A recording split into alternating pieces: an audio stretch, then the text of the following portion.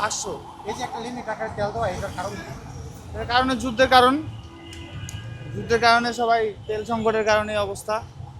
এটা তো অনেকদিন ধরে চলছে। হ্যাঁ, অনেকক্ষণ ধরে সিরিয়ালে দাঁড়ায়, তারপর তেল নিতে হলো। প্রায় 1 ঘন্টার মতো সিরিয়ালে দাঁড়াইছিলাম। বেশ কয়েকটা পেট্রোল পাম্প ইতিমধ্যে বন্ধ দেখতে এটা তো রীতিমতো, তাও এই পাম্পে একটু তেল সিরিয়াল কম, অন্য অন্য পাম্পে আর থেকেও বেশি।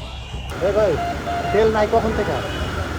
তেল নাই কালকে গাড়ি আসে না নাকি মানে তেল শেষ কোনটা? কালকে তেল শেষ, আজকে তেল আনতে গেছে। তেল আসবে আপনার 6টা বাজবে।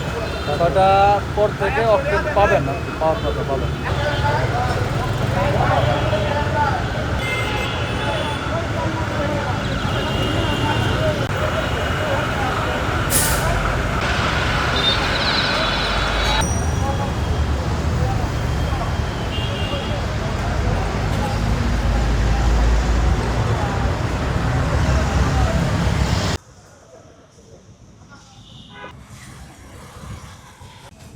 এটা তো বলতে পারি না, খোলা মার্কেটে লিমিট ছাড়াই পাওয়া যায়।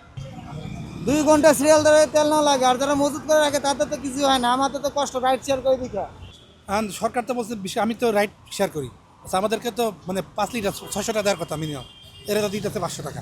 এখন সরকার যা বলতেছে তেল যথেষ্ট আছে, মন্ত্রী বলতেছে আসলে, তারপরে নারায়ণগঞ্জের ডিপুগুলো থেকে দেখতেছি প্রতিদিন শত শত ট্রাক তেল বেরোচ্ছে, অথচ পাম্প এসে তেল পাইতেছি না। মানে বুঝতেছি না, এটা তো আমার তো মনে হচ্ছে সিন্ডিকেট হচ্ছে। আমি কী বলবো এখন, আসলে বলার কিছু নাই। আমি অত চাইতে বলি যে অন্তত মানুষের যেন দুর্ভোগ না হয়, সেটা খুব তাড়াতাড়ি এটা সমাধান করুক। তো অবশ্যই যাইতেছে আরও। এখন তো অথচ আমাদের দেশে অকটেন এবং পেট্রোল তো আমাদের দেশেই তৈরি হয়, সিংহভাগ আমাদের দেশেই তৈরি হয়। তাই এইটাকে যুদ্ধের দোহাই দিয়ে এটা তো এত সিন্ডিকেট করার কিছু নাই, এত অভাবের কিছু হয় নাই। কেন এত অভাব হচ্ছে? কেরোসিন এবং ডিজেল বাড়িতে আনতে হয়, অকটেন পেট্রোল আমাদের দেশেই হয়, তারপরে কেন এত সমস্যা হচ্ছে? কতক্ষণ আগে ছিলেন লাইনে? 2 ঘন্টা।